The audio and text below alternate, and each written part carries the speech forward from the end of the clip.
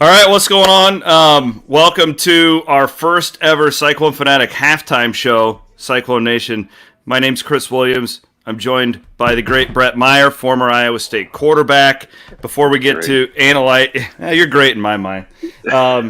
Before we get to analyzing Iowa State's 14-10 lead over Louisiana in the season opener, I want to thank our sponsors, and we'll start with Fareway. I am a huge proponent of Fareway because I took up meat smoking during this pandemic. No better selection of meat.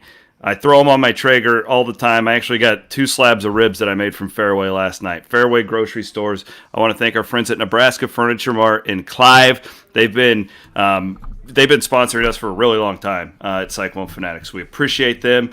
And go get a new TV. Go buy a new TV for football season. Also, our friends at Centurion Stone of Iowa. A lot of people wondering what to do with tax money, stimulus checks, all that stuff. Centurion Stone of Iowa. They're going to make your house look better inside and out. They are the presenting sponsors of the Cyclone Fanatic halftime show. And I want to welcome in former Iowa State quarterback Bret Meyer. Well, Bret, this was I don't know. Did you expect Iowa State to be super crisp after the weird offseason? I don't know. Kind of the type of a little bit drops, missed tackles, what you tend to kind of see in the first half of a season opener. Yeah, I think you're spot on. I would expect in a normal offseason to be a little bit rusty coming out of the gate. And you saw that in the first quarter. We had, I think, back-to-back drops in consecutive possessions on a big third down and another, I think, back-to-back third downs. We had some drops and missed tackles. Obviously, a kickoff return for a touchdown. Some few things to clean up. But it seems like defensively, we've been sound from the jump. I think we've played pretty sound defense. Haven't let them get out. Haven't let the quarterback get out and run around too much. They've contained him pretty well. And I think just our defense is making him be patient, and we're applying some pressure at the right time in the right spots, and they played really well. Offensively, it seems like we're getting in a rhythm as well. Brock was a little loose early, which, again, you'd expect, and he seems to be tighter on his timing, tighter on his footwork, tighter on his throws, accuracy. And have you seen the last 2 drives that resulted in 2 touchdowns? Let's start with the offense. Offensively, a lot of drops so far by the wide receivers. I mean, just on your experience, what are you seeing? I think Hutchison, the JUCO, looks a little jittery. It's his first game. Yeah, he's amped up. Yeah, what are you seeing from the wide receivers and Purdy specifically? From the wideouts, I think it just, like you said, guys are just amped up and ready to go. The 2 drops that he had, and he put them right in the gut. Really good throws, and then they've made some nice catches. Hutchison's first catch was a little bit behind him. Chase Allen's had a couple nice grabs. Obviously, not having Charlie Kohler is a big loss, but again, that's the benefit of having depth at certain positions. And we have guys who have played in the past and seniors who can step up and make plays, and they've done that so far. The offensive line was a big question mark coming into the season. It looks like they're having a few issues with pass protection. I'm not going to freak out. Again, I think that this is a position that you've seen will get better. They struggle more in the first half of game 1 than they do in week 5. These guys haven't played together a lot. But I do like the push they're getting in the run blocking game. Have you picked up on that?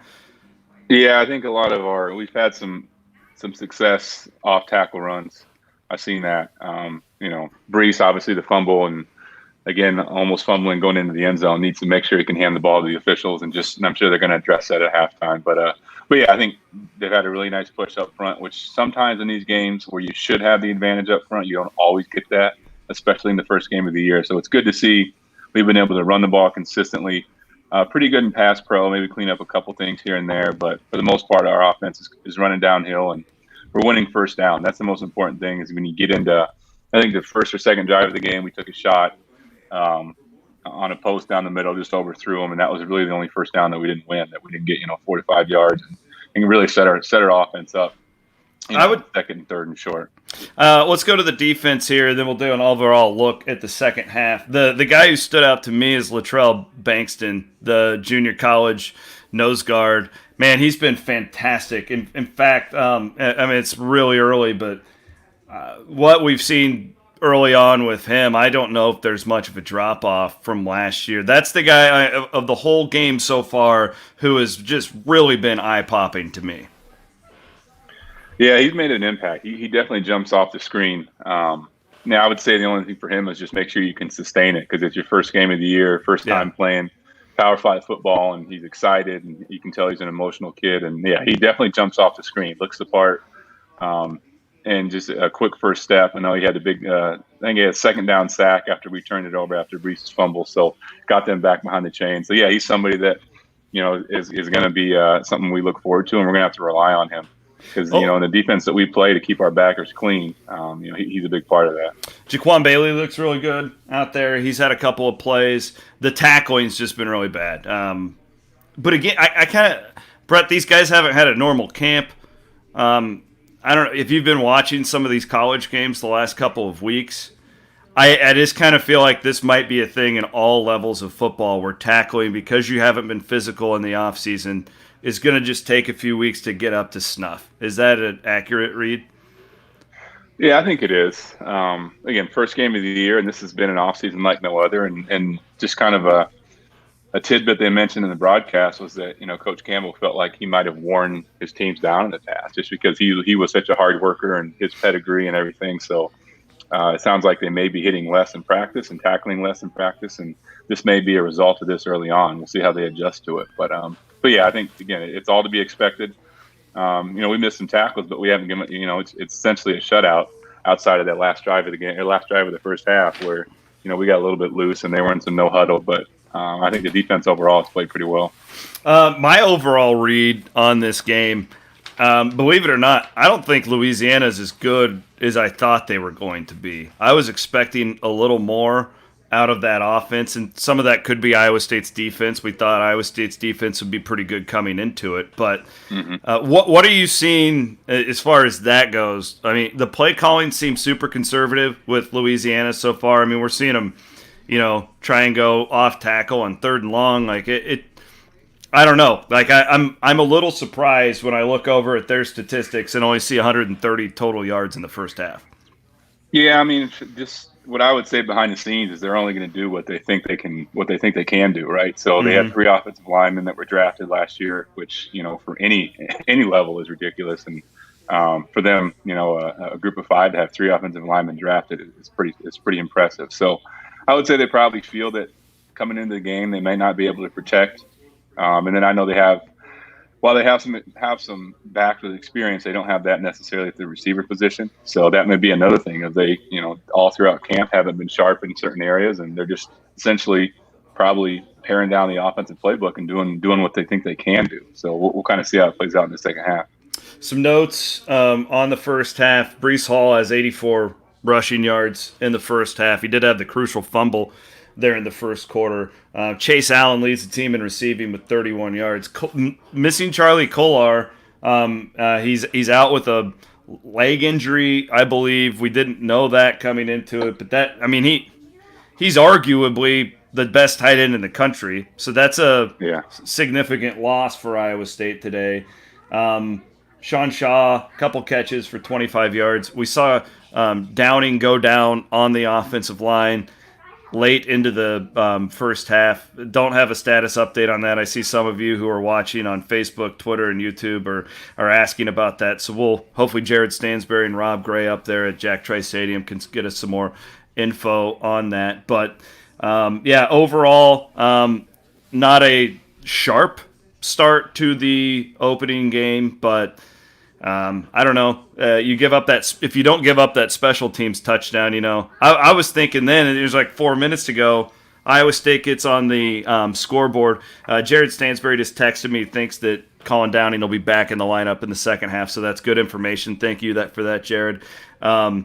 This is one of those deals. Is why I always tell people if you want to gamble to watch the games, because you can see. I think Iowa State's a much better football team than Louisiana. I'm not panicking at this point. If you've just watched it, I don't know. I think Iowa State can pull away here in the second half. What do you think? I agree. I mean, if you look at the drives where we didn't score, I mean, there was a 3rd and probably 7 or 8, and we had a tight end just wide open at the first down marker. Brock missed him. We tried to take the one-on-one to the field. Obviously, the fumble that we had. So it's nothing they're doing. It's not like we're limited. Obviously, when Brees Hall's got almost 90 yards rushing in the first half. he's got to have around the 6-7 yard average. I mean, it seems like he's getting to the second level every time. So yeah, I would agree with you. I think defensively, as long as we just continue to do what we've done in the first half and limit them on first down, keep the quarterback in the pocket and not let him get out and get loose and start running around a little bit, we should be fine. I agree. I think this is one of those games that should be like a 35 to 10 type of a finish. And last but not least, it's kind of a unique. Obviously, it's unique not to have fans in the stands. It's been okay. I mean, it's different, but I think the atmosphere. I was talking with some of the guys who are up in the press box. I think the atmosphere is probably better for folks like us who are watching it from home, and you can't see the empty stadium. They've done a pretty good job, I think, at Iowa State of having the band going constantly. The cheerleaders are going. I don't know. Like I've really enjoyed the broadcast of the game. I think Mike Golick's been awesome for ESPN. He's done a really nice job of analysis. What has your takeaway been of our first half of the season without any fans in the stands?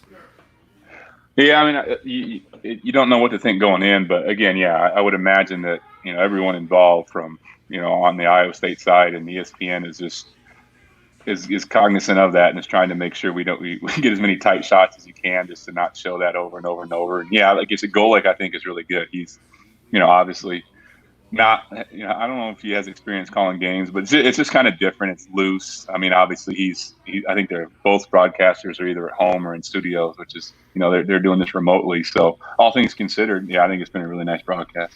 More from Stansbury there at Jack Trice Stadium. He's reporting to me it looked like it was a rolled ankle from Trevor Downing. Colin Downing's the old punter. My apologies. But he said he looked like he was ready to go in before the end of the half. So that's good information from Stansbury. Now, guys, we're going to have our Cyclone Fanatic post-game report with Rob Gray and Jared Stansbury from the press box about 2 hours after the game. It'll be on all these feeds, and it'll be on CycloneFanatic.com where they're going to give injury updates, just a post-game report, not some of their analysis and whatnot. Instant Reaction will be up on the podcast feed as well. Brett, real quick, before we let everybody go, get to the restroom and grab a beer or whatever for the second half, give me a key. I mean, give me a key to the second half. What do you need to see for Iowa State to pull this thing off? Yeah, I think just continue to be able to run the ball, continue to win first down, both on offense and defense. Because the more we have, Levi Lewis in that offense in second and third and long, the better we're going to be. Because it seems to me like on film, he's hitting his back foot and he's making quick decisions. He hasn't been able to do that today because, again, we're playing, we got 8 guys in the secondary or dropping in pass coverage, and that's tough to do. It's tough to hit your first target when we're doing that. So now offensively, just continue to run the ball and shore everything up on special teams. Obviously, hopefully we shore everything up on kickoff, and our punt team's been good. We've been able to flip the field a couple times, downing the ball inside the 10, 15-yard line. So, continue to defensively do what we're doing, offensively continue to run the ball, and special teams-wise just continue to maintain field position. All right, he's former Iowa State quarterback Bret Meyer. I'm Chris Williams. Thanks to Fareway. Go pick up some of that meat. Come on, it's cold out. Get the smokers going this afternoon. Head to Fareway, Centurion Stone for all beautiful workmanship outside, inside your home. Check them out. And, of course, Nebraska Furniture Mart in Clive. Go treat yourself to a new TV today. I would do it if I wasn't working. He's Bret Meyer. I'm Chris Williams. Rob and Jared will be on 2 hours after the game right here on the same feed. And go Clones in the second half. All right, go pop open a bottle of Cody Road and enjoy. Thanks, guys.